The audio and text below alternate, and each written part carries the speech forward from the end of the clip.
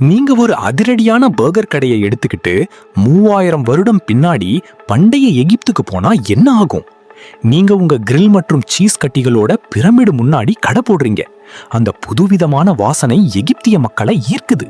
மக்கள் எல்லாரும் அது என்ன ரவுண்டு சாப்பாடுன்னு ஆச்சரியமா பாக்குறாங்க. ஒருத்தர் அந்த பர்கரை டேஸ்ட் பண்றாரு.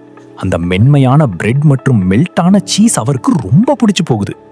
ஊரு முழுக்க செய்தி பரவுது. எகிப்து ராஜாவுக்கு இந்த விஷயம் தெரியுது. அவர் உங்களை அரண்மனைக்கு கூப்பிடுறாரு. நீங்க ஒரு ஸ்பெஷல் ராயல் பர்கர் செஞ்சு கொடுக்குறீங்க. அதை சாப்பிட்டு இம்ப்ரெஸ் ஆன ராஜா உங்களுக்கு அரண்மனையிலேயே கடை வைக்க இடம் தராரு. நீங்க இப்போ உங்க கர்ம புத்திய காட்டுறீங்க.